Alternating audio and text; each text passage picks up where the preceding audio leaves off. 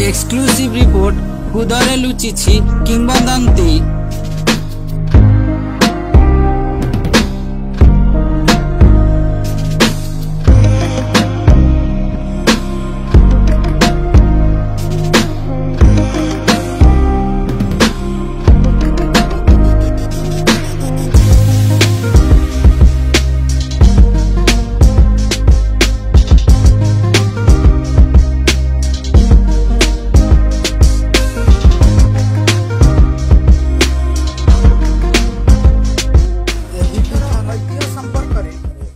कौन कहती अंचलवासी आसंतु जानिबा रामदासपुर उच्च प्राथमिक विद्यालय प्रधान शिक्षक श्रीयुक्त बटकृष्ण स्वाई ठारू।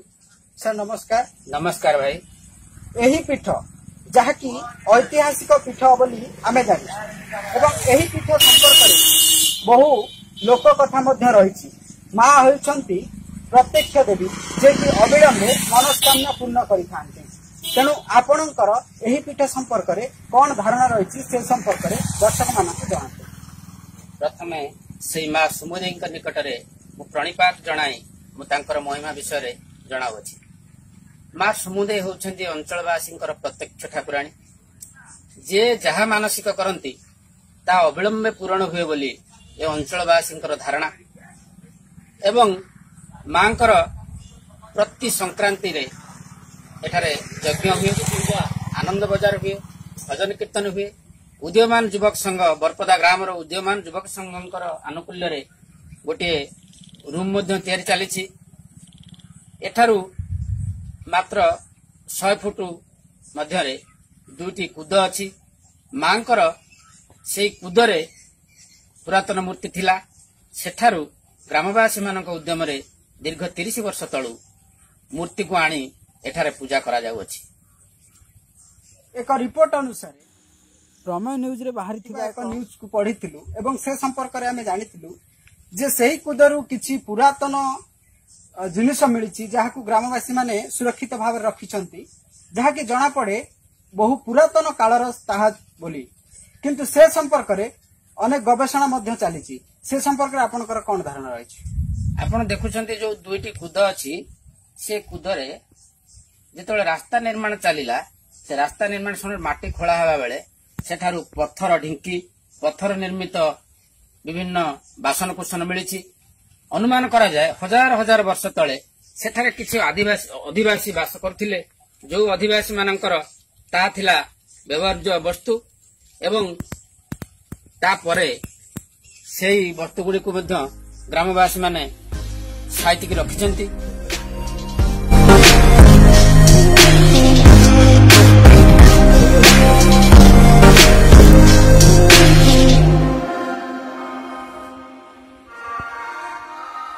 मु पूर्वर आपण को जो कूद विषय कहूली ये हूँ से कूद जो कूद खनन समय एठारू पत्थर मूर्ति पत्थरर बासन कुसन पत्थरर ढिंकी बाहरी ता ग्रामवासी माने साइतिक रखिछंती। यही माँ सुमुदेई होउछंती 7 भौणी ता एठारे 7टी पीठरे पूजा पाउछंती। माँ घोड़काशुणी माँ सुमुदेई माँ शाला सुंदरी एभली भाव 7 भौणी 7टी स्थान पूजा पाउछंती। सेथि मध्यरु माँ सुमुदेई होउछंती जणे। माँ सुमुदेई होउछंती प्रत्यक्ष ठाकुराणी जे जहा मानसिक करंती से ता पूरण अविलंब हुए। तांकर से मानसिक अविलंब पूरण हुए। जणे युवक विष पीथिला मुमूर्षु अवस्था थिला। से निजे जानिथिला मु आज निश्चित रूपे मृत्युवरण करिवि, किंतु से माँ को डाकिछि माँ मते नहीं जाओ। किंतु माँ ताको नबा परिवर्ते माँ तार जीवन दान करछंती कारण से माँ को स्मरण करथिला बोली।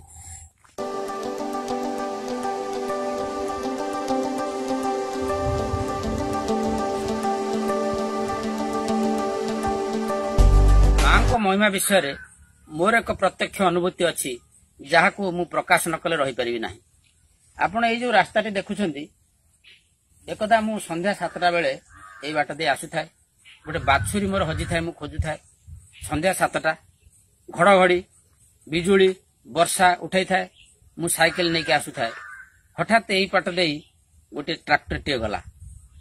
मु जा अनुभव कले ट्रैक्टर बोधे मते से अंधार राति माड़ी दे चलीज किंतु से समय मोर माँ को मुझे स्मरण करदेली माँ मत रक्षा कर से ट्रैक्टर टी केते पास करगला मु साइड हो रही जाए मोर किसी होई न थाए एवं मु तो रक्षा पाइली एवं ता परदिन आम बाछुरटी जाइए आम घरे पहुंची जाइए तेणु माँ को महिमा एभली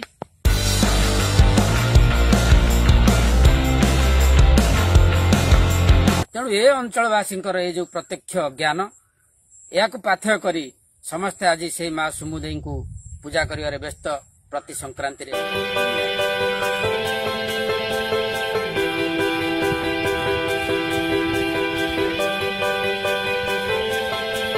एबे आसंतु आउ जने बुद्धिजीवी शिक्षक श्रीयुक्त खगेश्वर बेहरा ठारू जानिबा ए जगह संपर्क रे। सर नमस्कार। माँ सुमुदेई आराध्य देवी रूप एठारे विराजित एक शांतकांत मनोज्ञ परिवेश भितर मांकर एही मंदिर को नहीं अनेक किछि लोक कथा मध्य रही रास्ता निर्माण समय जो भली भाव में पुरातन जिनिस मिलता ताकू नहीं बहु कल्पना जल्पना मध्य करा जायतिला तेणु ए मंदिर संपर्क में आपणकर कौन धारणा रही से संपर्क में दर्शक मान को जनातु। वर्तमान जो मंदिर तैयारी होईछि सेठारे पूर्वर मांकर खोला स्थान रोकले गोटे उच्चा जगह थिला उच्चा ढिओ भलिया थिला जगह थी सेठारे से खोलारे रोउतले एवं एई गाँर जने व्यक्ति श्रीयुक्त भगवान बेहरा तांको उद्यम रे प्रथमे एई मंदिरटी वर्तमान जो मंदिरटी देखुचंती एई मंदिरटी तैयारी होईछि किछि वर्ष परे ग्रामर उद्यमान युवकଙ୍କ सहायतारे पूर्व भागरे थिबा मुखशालाटी छात पड़िछि एवं यह गत वर्ष ठारू एठारे यज्ञ कार्य पुनर्बार आरंभ होईछि। उद्यमान युवक संघ अनुकूल्य रे हमर जो घरटी तैयारी चलछि ता अधनिर्मित जदि सरकार तरफरु एवं अंचलवासी तरफरु किछि साहाय्य सहयोग मिलंता केंद्र सरकार प्रत्नतात्विक विभाग तरफरु जदि गवेषणा करा जानता हुए से कुद संपर्क में मांकर विषय रे अधिक किछि ज्ञान मिलंता एवं अंचलवासी मांकर जो पूजार्चना करछंती सेमाने धन्य होते। बहुत बहुत धन्यवाद। ये थिले श्रीयुक्त बटकृष्ण स्वाई। एही पीठर ऐतिह्य संपर्क रे तो जानिले पुणी देखा आउ एक नूतन अध्याय एक नूतन स्थान रे सेतेबेले जाई विदाय दियंतु। रहउची नमस्कार।